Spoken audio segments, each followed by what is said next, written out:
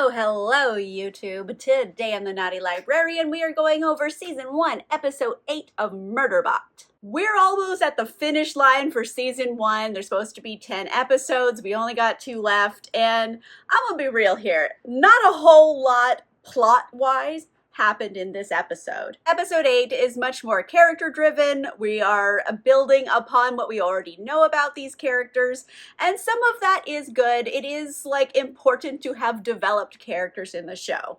Don't get me wrong. However, you also have to move the plot along, otherwise you're just watching people talk. And I think there's only maybe one thing in this whole episode that moves the plot forward. The rest is all, feelings. But anyway, let's get into what actually happened here. The Preservation Ox team has arrived back at their habitat. They have parked far away. They're trying to see, hey, are there a bunch of evil bots around that are gonna come and murder us all? So they have to figure it out. Luckily, Murderbot has left some little security camera drones around. So they check the tape and they see not one, not two, but several evil bots enter their habitat along with their corporate overlords. This new team is a corporation called Grey Chris, which is exactly out of the book. And the team doesn't really know a whole lot about them because it's kind of a shady corporation. We know it's a corporation, but we don't know what they do necessarily. And Grey Chris being there obviously sees, oh, there's no one here. You must have figured out that, we're coming to get you because one, you're not here, and two, Labibi's body is still on the floor. So we get it. Something happened. So the leader of this little evil group picks up one of the drones, is going to start recording a message into it. I'm just going to call them Blue Leader because that's what they called this person in the book. So Blue Leader records a little message saying, hey, we know what happened here. Guess what? Misunderstanding, right?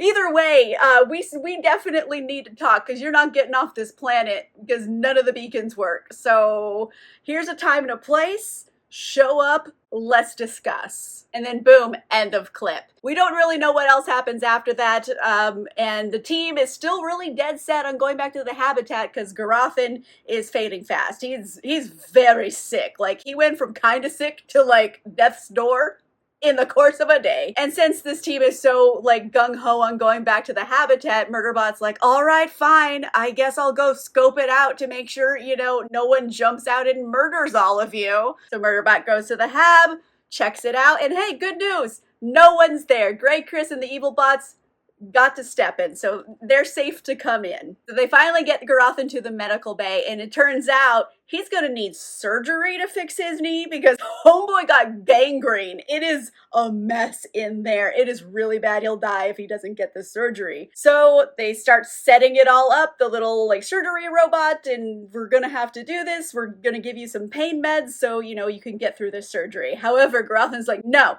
I'm not taking pain meds. And it's not that he's being tough or stubborn, it's that this is a really sensitive issue for Garothan. We found out his backstory last episode that this is where it started. This is how that corporation got him addicted to everything. So no drugs. He's very sober and sticking to it. However, you can't get open knee surgery while fully conscious and experiencing all the pain of it.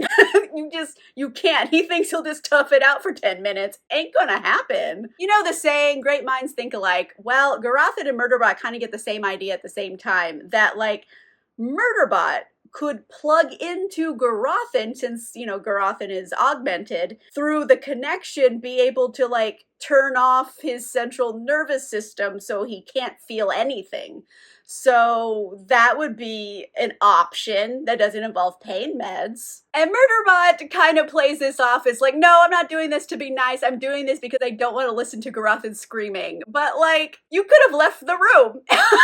So I think this is Murderbot, not understanding feelings and trying to help someone anyway. So they grab a hardwire, beep boop, they connect, and it works. They are now connected. Murderbot can block pain receptors. However, they are now neurally connected. And since Garatha went poking around in Murderbot's brain last time they were connected, Murderbot decides, I'm gonna go do some poking of my own. However, this isn't a computer that Murderbot's getting into. Murderbot's getting into a human mind. It's murky and chaotic. It starts experiencing Garathan's really deep consciousness here and kind of experiences all of Garathan's unrequited love for Mensa. And Murderbot's sucked in right now. Murderbot even starts talking out loud and saying, why won't you love me back? And the whole team can hear Murderbot is speaking out loud. When the team kind of brings it to Murderbot's attention, Murderbot does stop talking. It pulls itself out of there. And, even like, hey guys, no, stop talking. Everyone else is talking. Just kind of trying to save face. I don't know if it was for itself or for Garathan, maybe a little bit of both. It can be two things at the same time. So while Murderbot was in Garathan's mind, the flip side of this is that Garathan can get back into Murderbot's mind. Garathan is human and therefore has a lot more emotional responses to things than Murderbot would. It was established last episode is jealous of Murderbot, so boom, pushes past all the firewalls in Murderbot's head and forcibly views that 8 seconds of images that it has from its last memory erase of the massacre. Murderbot rapidly unplugs, but it's too late. Garathan already saw it, and immediately Garathan starts telling everybody everything he saw, saying, oh, that sec unit's a murderer, it slaughtered 57 people, and just getting really mean and nasty about it. I mean, yeah, you saw a sec unit murder a lot of people, you're not going to be happy to see that. So I understand the emotional disgust here. However, it wasn't for those people. It was because Garathan doesn't like the sec unit. And Garathan even doubles down on this and pulls out something that's very, very private for Murderbot, which is its name that it chose, Murderbot. No one knew the name Murderbot till now. The crew only referred to it as Sec Unit. And that was private, damn it. These are very deep core memories and thoughts, basically the psyche of Murderbot, that Garathan immediately took that information and used it against Murderbot. It's kind of the complete opposite reaction that Murderbot had. Murderbot was going in there and being a little opportunistic, but didn't go around telling the whole team what it saw in there. So it's weird. The robot was nicer than the human was. The one without emotions. Nicer than the one with emotions. There's a whole duality here we could go into deeper if we're going to do a full character analysis. But we're just going to keep moving along. Because now that it's out in the open, the team is all kind of actively repulsed by Murderbot. More than they already were. They were kind of on the fence of is Murderbot good? Do we trust Murderbot? Is Murderbot our friend? And now they're no, Murderbot is a murderbot, and we can't trust them, and now they don't like Murderbot again. And Garathan calls Murderbot defective. In this instance, it's used in a really nasty way. It feels uncomfortable to call a construct defective. It's the R word with a hard R or something. It feels like that. So you know what? Fuck you, Garathan. Murderbot helped you get through open knee surgery so you wouldn't have to scream in agony. Garathan repaid that kindness by preying on Murderbot's deepest fears and inadequacies. Ew, right? Murderbot should have let you scream. I'm tired of the petty jealousy in characters.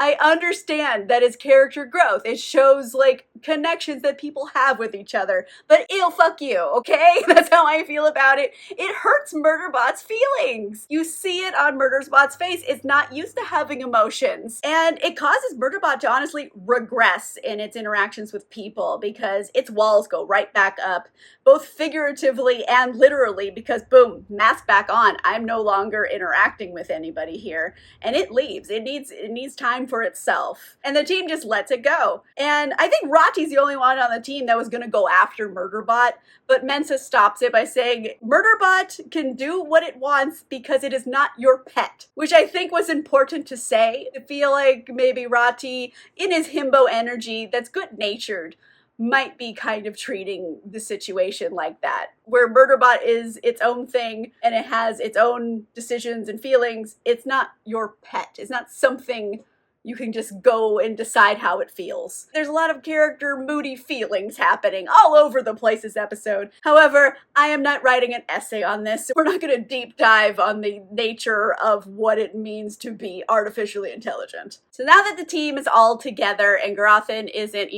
on death's door, they can all talk about what they've learned, which is literally one thing: that a corporation named Grey Chris wants them dead. They kind of already knew this, so they just sit down and they say everything they know. One, their insurance company obviously isn't trying to kill them because it's really expensive and bad for business. Number two, while the company's not actively trying to kill them, it could also be bribed to conceal the a possibility of a third party on this planet with them. Three, Grey Chris is likely on this planet in particular because it's trying to salvage alien remnants. Because logically here, there would be a huge and lucrative black market for them.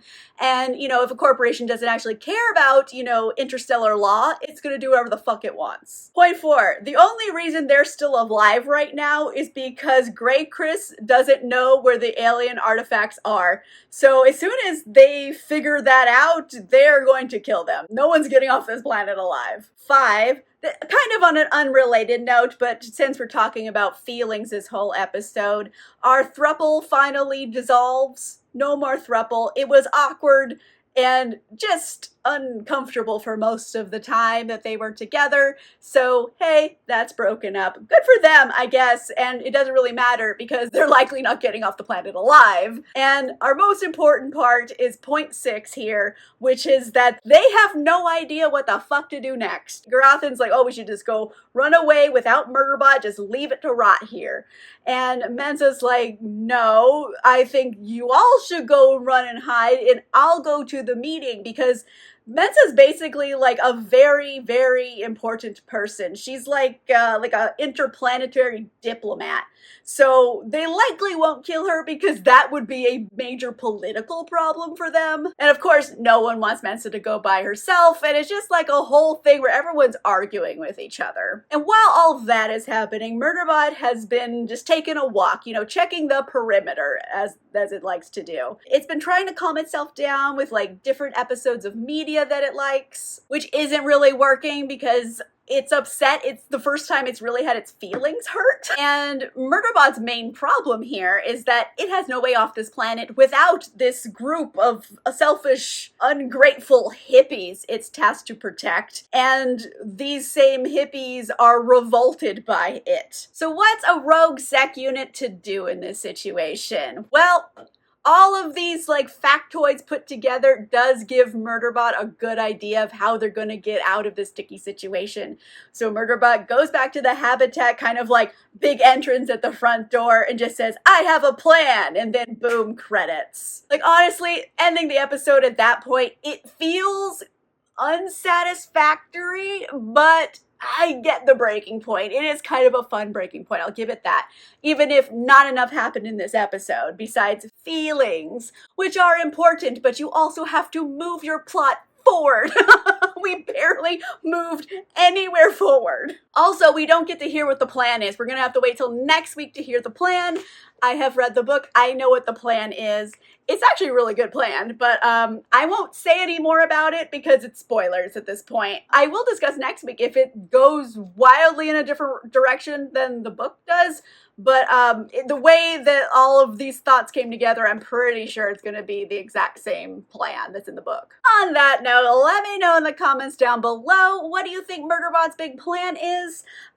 If you haven't read the book, I guess I should put that caveat in, because if you already know, then don't answer. We're trying to keep spoilers to a minimum, but wildly speculate in the comments. I want to see. If you like this video, make sure you give it a like. If you want to see more videos, make sure you subscribe. And if you want cool exclusive content, including early access to videos and a book club, you can consider becoming a channel member or a patron. Links for that are in the description down below. And on that note, I'll see you guys soon. Goodbye!